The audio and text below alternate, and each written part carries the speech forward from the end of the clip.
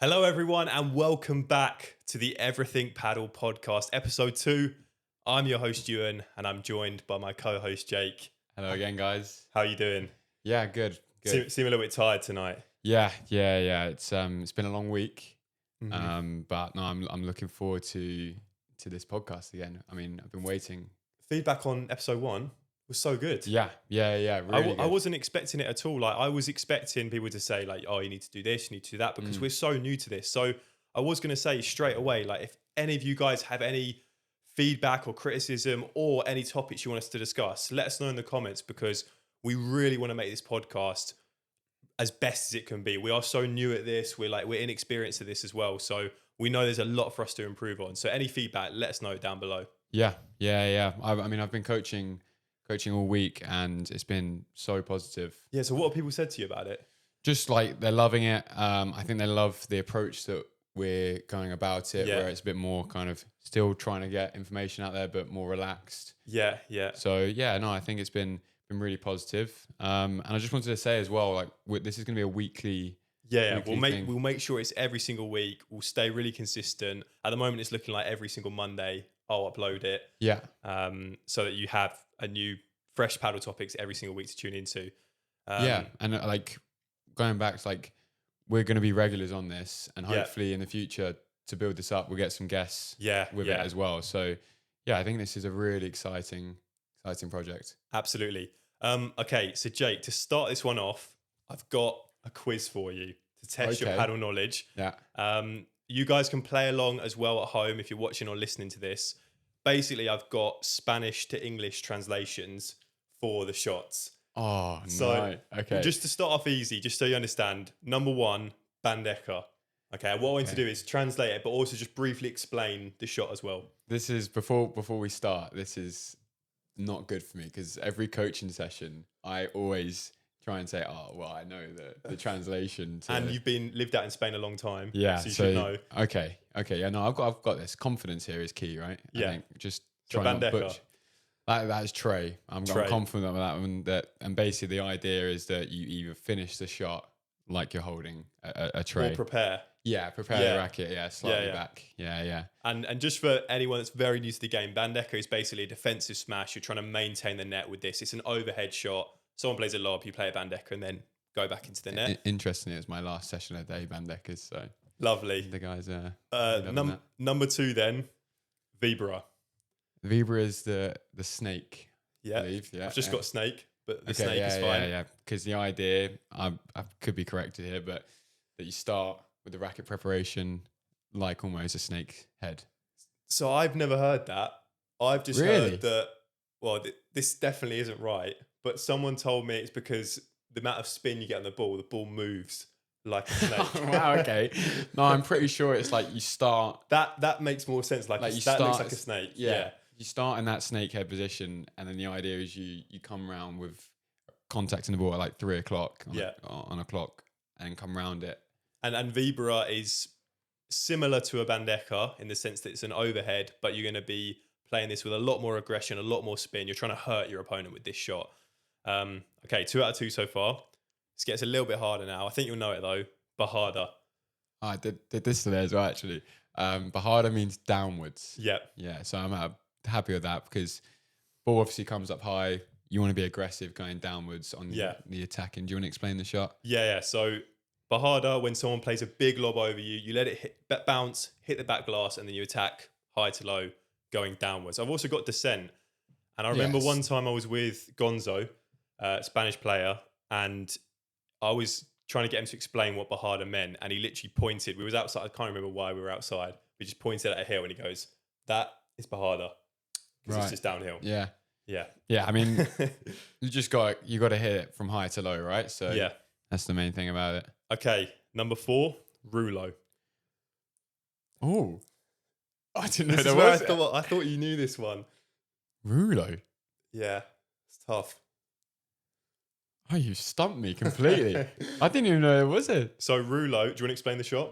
Yeah, I'll explain the shot. Like the shot is mainly into the cage with topspin over the left shoulder, mainly played by backhand players. So I'll give you a clue. How would you describe like that motion? What are you doing on the ball? Brush. Brush. It's like you're It begins with an R. Rubbing? No. Rolling. Oh, It's a roller. sure. Apparently means roller. If anyone's watching this that is Spanish, by the way, and I'm getting this wrong, I did a brief bit of research, but it said roller was Rulo. I'm intrigued to see if anyone's got that in the Yeah. comments. English players. Okay, I'm next intrigued. one. There's no way you're getting this. Gancho. Flat? No. No. It means hook or claw. Okay, yeah, you can see that, can't you? Claw, that makes sense now. Yeah. I was thinking, why does it mean claw? So, do you want to explain Gancho? Yeah, it's very similar to the Rulo, but Yeah. with a flat racket face. Yeah, not playing it with tops and not kicking it towards the cage. Trying to push it downwards again, into the side areas of the court. Okay, this one is a hard one. I'll be surprised if a lot of viewers know this shot as well. Dormilona. Okay, I don't know. Definitely don't know. I thought drop shot. It's close. So I looked it up a few times, and one of the answers was drop shot. I've got written down sleepy head. Do you know what? That you're correct. I think Yeah. I believe I've heard that before. Yeah. And the idea is you're putting the ball to sleep. yes. Yeah. I think I have heard that before. Yeah. The shot is the drop When shot. someone smashes. Yes. Yeah. And You run forward and then yeah, you spin it into the net. Yeah. So you're killing the ball. You're putting the ball to sleep. So that's off a smash. You run forward, trying to spin it. But I think a lot of these phrases are like, because they don't really translate to English well. Like no one goes around saying, "Oh, sleepy head." Yeah. But I'm sure Dormilona is a term that is just kind of used. Yeah. And then the final one, Chancletazo. Oh, I've learnt this recently. Again, I don't know the translation. You won't know the translation, but do you know the shot? The shot is like, is it the winter smash? Yes. Because me and Jake always debated. I always used to call it slapper volley, and you used to call it winter smash. Basically, you play a smash, but you're trying to keep it really low, and you kind of slap the ball. That's why I say slapper volley. It's not a traditional smash. I teach this a lot. Yeah. I'm a big fan of this shot. It's like coming very hard on the ball. It's great for like beginner and intermediates that maybe haven't developed the smash yet, but like want the kick smash. want to kill the ball still. So this is a funny one. I want to know what people say in the comments about it. It translates to flip flop, and I've done further research. Do you know what? Go on. That with like you slap the flip with flop a flip flop, like trying to hit a fly. My notes say a hit with a big flip flop. Spanish for a hit with a big flip flop, an allusion to the sound the shot makes as well as the motion with the shot is hit. And then it says, imagine your mum or dad swinging at you when you said a bad word.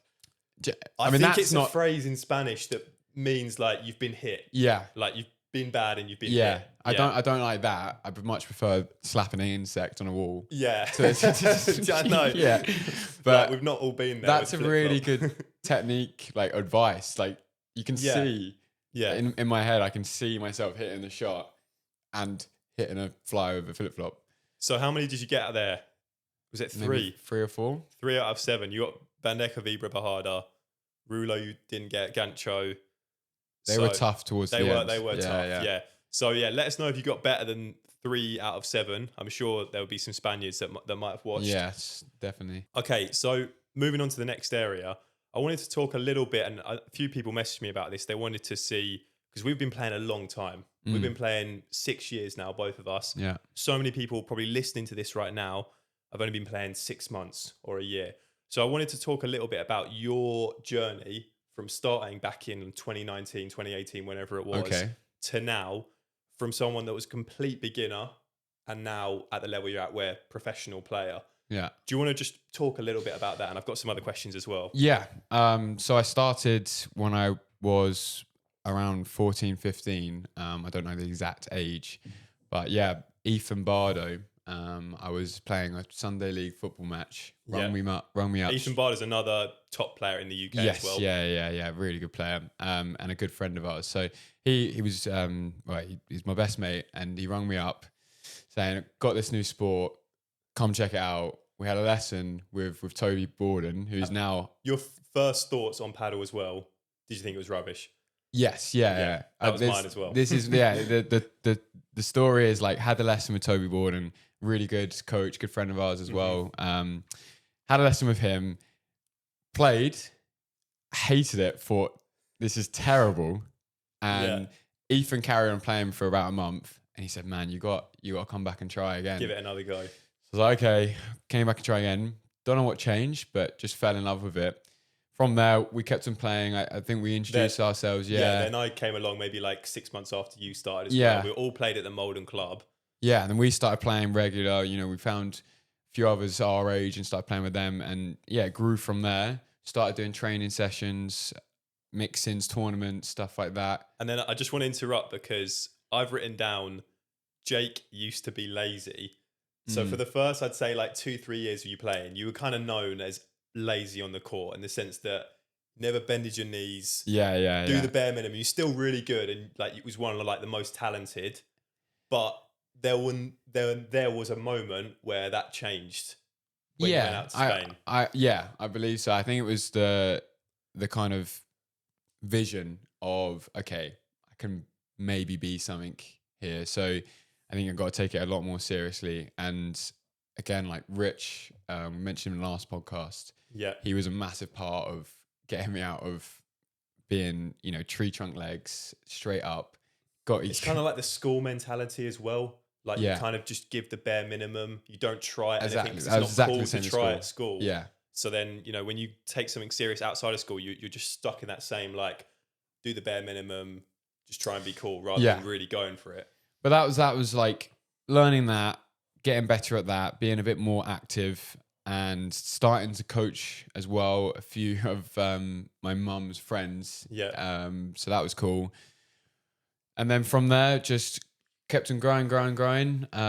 Went to Spain, like we said, we went to Spain together to get coached in La Manga. That was fun.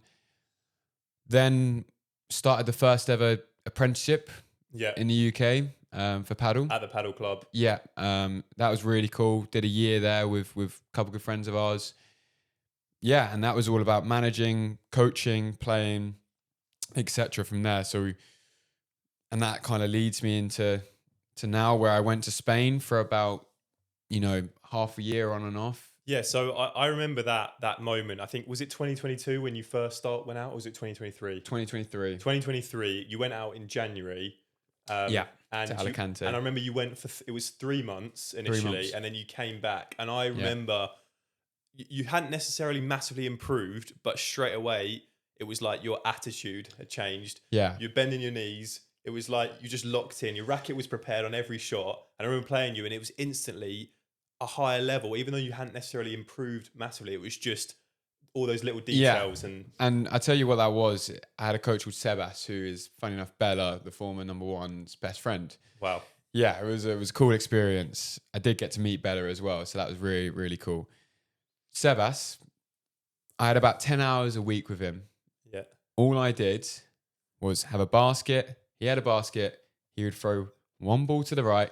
I would bend my knees, stay low, forehand. He would throw one ball to his left, bend my knees, stay low, backhand. Have you seen the Karate Kid? Literally felt like that. Pick up the jacket, like that. It was like that, and now doing that constantly. Every little drill that I'd done on my technique was doing that way. So that naturally would have improved your technique as well. My technique, but it's just the discipline, and like then when you go into a game, it's so easy. Yeah, because you it's muscle memory now. Yeah. So it's just doing it and doing it and doing it. Was there any moment that, because obviously I know you chose to go out to Spain, was there any moment that kind of just galvanized you into thinking like, I want to go pro and I want to start taking it seriously? Yeah, like attention's nice. Like, especially when, like, as obviously everyone loves a bit of attention, like, especially when some people start to say, you could be something good. You could be saying. Was there a specific moment where you suddenly thought like, no, I want to take this seriously now? Because there was a time where maybe you were just kind of playing casually, or was it just the kind of the dream that I want to go and play and compete? I don't think there was a specific moment, but definitely reaching higher in the rankings and being able to compete. It's a good motivation. Yeah. It was always for me, it was just like, we play these LTA tournaments, like grade 2, we used to play together. It was like, okay, can we try and get to the quarterfinals? Right. Yeah. That was our goal. Okay, made that. Now we play 3 matches in a day, we get to the quarterfinals. Can you play in the semi-finals? Yeah. Can I make a Sunday? That's semi-finals and finals on a Sunday in LTA tournaments. Mm-hmm. Then it was from there, can I guarantee the Sunday? You know, I know I'm going to be in playing Sunday, so I book off almost another day of work to know that weekend. Now it's like, can I win the tournament? So that growth is like, it's really cool to see. But that's one massive motivation, like you say. I don't think it was a specific moment. So it's very much just a gradual thing. You got more and more hooked on it. Yeah, it's like same with my coaching. Like I haven't really been, I want to be one of the best coaches. I do, but I haven't, there's not been a specific moment where I've been like that, this is my goal. It's just been kind of gradually getting better. Like I started off in Malden, did a few coaching elsewhere, like do a few coaching hours elsewhere. Yeah. Now I'm at arguably, well, the second best. Best club. arguably the best club in the UK. Coaching there.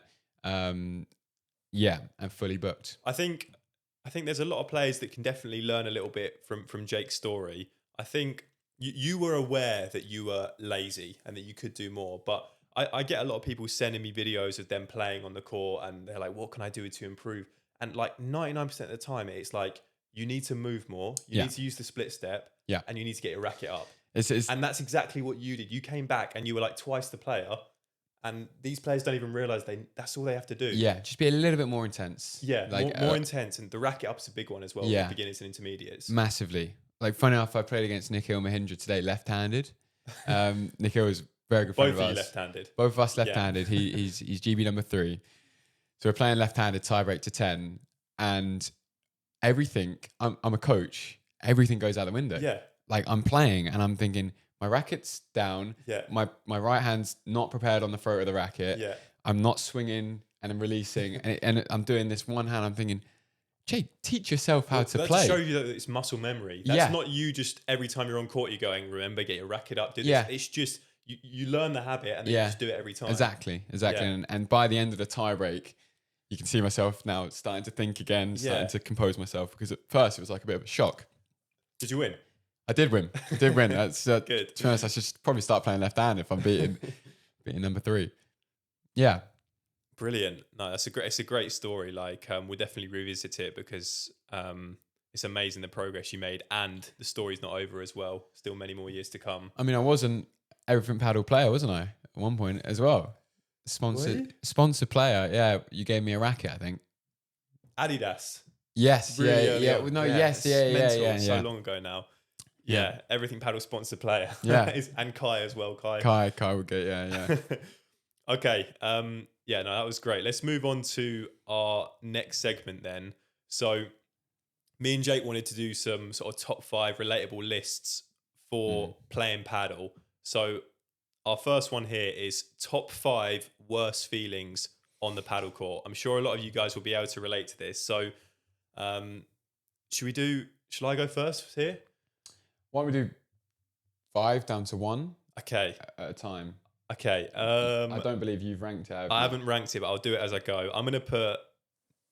Okay, number 5, top 5 worst feelings. I'm going to put, at number 5, getting fridged. Mine's number 5. I'm putting number 5 just because it's not the worst thing. It's a bit annoying, but we're used to it now. Yeah, mine's number 5, being frozen out. Yeah. So just for people that aren't aware, being frozen out is basically just when they hit every ball to your partner. I'd say sometimes it's more annoying in a casual match because you're there to have fun. Yeah. And they just hit everything to your partner. It's like, why? The reason it was my number 5 is because it's also a nice feeling.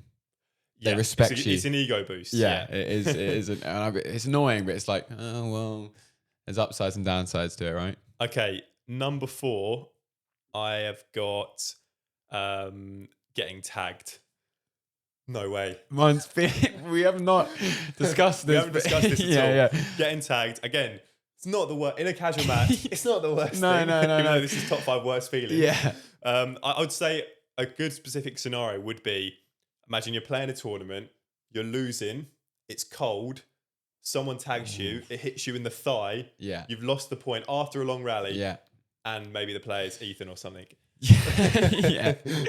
Yeah, losing a point to your best mate is tough. Yeah.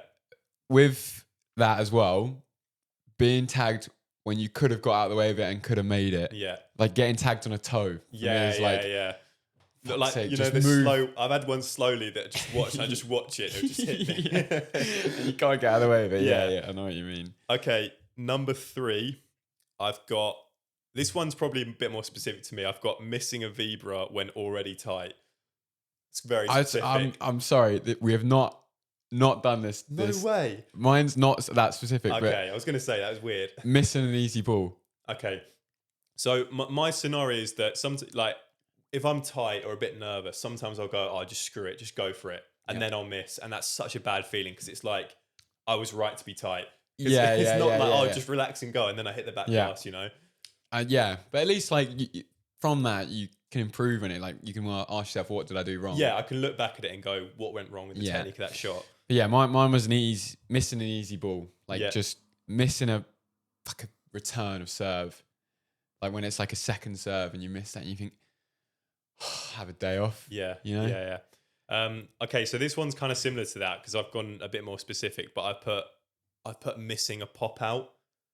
Easy. Yeah, missing an easy ball. Ball. Yeah. It's more like, you know, you set it up all perfectly and then the pop out. It's embarrassing, isn't it? It's embarrassing, especially in a tourney if people are watching, because that should be the easy one. Yeah. Especially when you're playing these great, they expect. Yeah.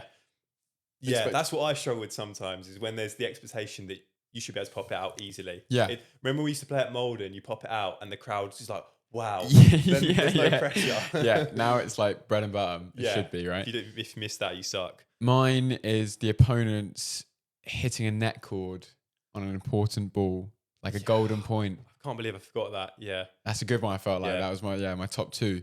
Could have been number 1, but have you ever had rolling over? And it's like, have you ever done it to someone and won the game from that? Oh, I'm sure you have. But like best feeling ever. Big game. Yeah.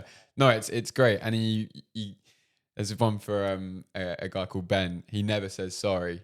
Ben.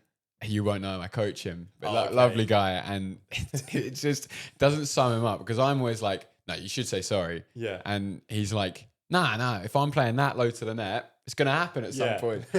And I was like, all right, but he's a lovely guy. But I'm always like, the best feeling is when it happened, you go, oh, sorry. Back in your mind, you're thinking, great result. Yeah, you love it. My best one of them was grade 3 final, Waltham Abbey with Harry against Ethan, and I can't remember who he's playing with. Lost the first set, 6-love, got destroyed. Wow. Second set, just held serve, and then won the tiebreak. Right. Then went tiebreak to 10, and then I won it on it trickling over the net. So that match, we won it, but we won less points than them overall in the match because we got battered so much in the first set. We didn't even break serve, and we still won it. And I remember Ethan was mad that day. And I could see why. It was a robbery. Yeah. Losing on a net cord as well after all that. It's tough. Yeah. It's tough. Okay, number 1 then. Oh, this is definitely not a number 1. I've done my order wrong. I've got mishitting a lob. That's not that bad at all. I think it's a gutting feeling because, you know, you mishit it and then it goes short and they smash it out. It's tough. Like missing it short, missing it long. There's definitely worse ones. Yeah. Mine is very broad, but I hate it when I play bad. Just like, and it kind of sums up all of those a little bit. But playing bad is especially going to international tournaments. Yeah. If I play, you get one match, you don't get consolation in FIPS. You play bad, game over. It's like, this is almost just a realization that it's just not your day. Yeah.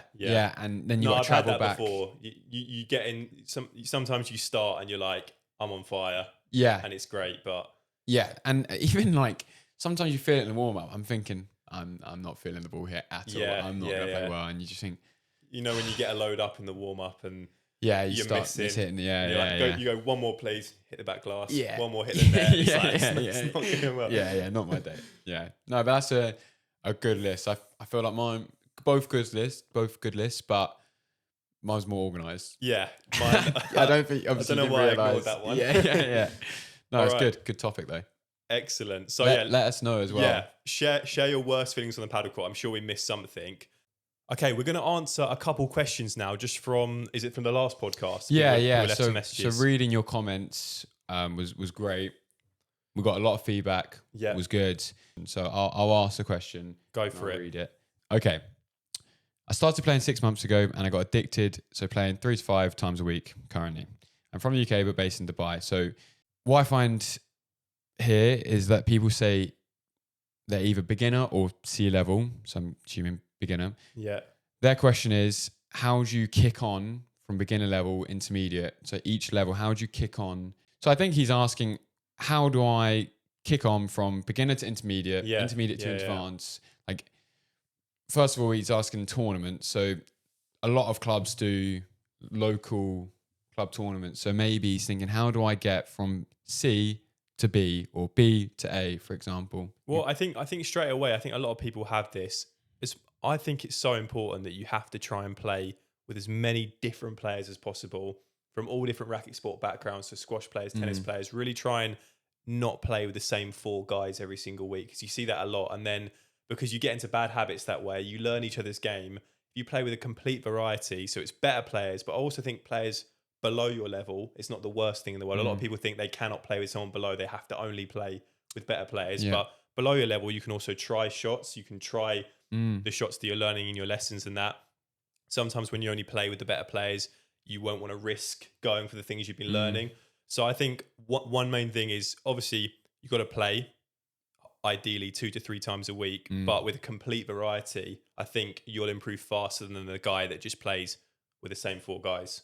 Yeah, it's a very, very good answer. So thank you to Naylor 64. Naylor 64, what a legend. For that question. That was very good. So Michael Rodway, we actually know him. Know this guy? Yes, yeah. I've coached him many times in the past. So thank you for your question. So in the next one, could you talk about a little bit about paddle coaching, like how you started off, how you established a client base, how to get involved with paddle, like coaching, as it takes off more in the UK? I think there's going to be more opportunities for coaching. Yeah. Would it be, it would be really interesting to hear about. So yeah, I think his question is, how can I get into coaching? Yeah. And how do I kind of start my client base? So it's a tough one, because we were both quite fortunate working at the Malden Club. Yes. Rich allowed us to become coaches. We had obviously a lot of members there, and we got taught basically how to coach by Rich. So I think you've got to try and get yourself on some sort of course. I don't know loads of them, but so go on. Yeah, I learning a lot about the OTA courses. There's a level 1 that it seems to be like, if you've got general racket experience, understand the game. Yeah, gives you an idea. Very confident with your talking, and you can coach a group of players. You should be able to pass this level 1 if you are capable. Yeah. And if you are thinking about coaching and you can't pass level 1, maybe coaching's not for you. Brutal, but honest. Yeah. Then there's level 2. Then they're building a level 3, which is for more of the advanced. And it's, I believe Joe Ward is working with the Spanish women's coach for the Euros and the World Championships to build this level 3 course. That's Joe Ward and Helen Crook, I believe. So that's really interesting. That's a good way to kind of build that from there. And I think it's kind of maybe starting, like I started with my mum's friends. I wasn't charging them. I was trying to get better at coaching. Yeah. Get them to give you feedback. Yeah. Get a good understanding. Like if you want to coach some friends, book a court, get a basket, and just go from there. I think what you said about building the client base, I think you've really, I think the personality is a massive part of being a coach. It's not just, you might have unreal knowledge, but you need to be able to deliver that in a very easy to understand way to people, to the average player, that because not everyone is super obsessed with paddle just like we are. Some people just want to come along, learn a few tips and go. Yeah. So you need to be able to have their activity. Yeah, and you need to be able to adapt to maybe different styles, to one guy that's so obsessed and the other guy that just wants to win a few more games against his mates. Yeah. You know? Yeah. So I think you've got to read that. I think people skills and personality is really, really important with it. And I think you make a good point there with your mum and her friends, that their effort, where you're not even charging them a lot of money. Or did you say it was free? Yeah, for every Sunday I did. Yeah, that just improves your skills. Like, I was coaching my mum and dad as well for free, because naturally you get better at that. And you can be a bit harsher with them as well. Yeah, exactly. Which allows you to learn more. Yeah, be more patient. Yeah, you can try different things with them. And I've had a lot of breakthroughs. Like, I don't know if you've seen the videos where I've trained Ella, for example. Yeah, they're really good. actually feel like I delivered better sessions with her because I could be so brutally honest and I could literally just be like, I want to get you better. Whereas with another client, it would be a little You've bit got to more. be more patient. Yeah, and we Yeah. only have an hour, so by the end of it, if they're not getting it, you just kind of go, yeah, you're doing fine. Whereas with Ella, it's like, no, you're not getting it, and Yeah. we carry on. Yeah. Yeah, no, it's a good question, and I think we've answered that very well, I believe. Hopefully it helps you, Michael. Yeah. So thank you very much, Michael. And was it Naylor? M 64? Naylor 64. Thank you. Feel free to leave any questions on this podcast as well. And yeah, that is the end of the Everything Paddle podcast, episode 2. Like I said at the start, let us know any suggestions in the comments below. Thanks for listening or watching, and we'll see you in the next one.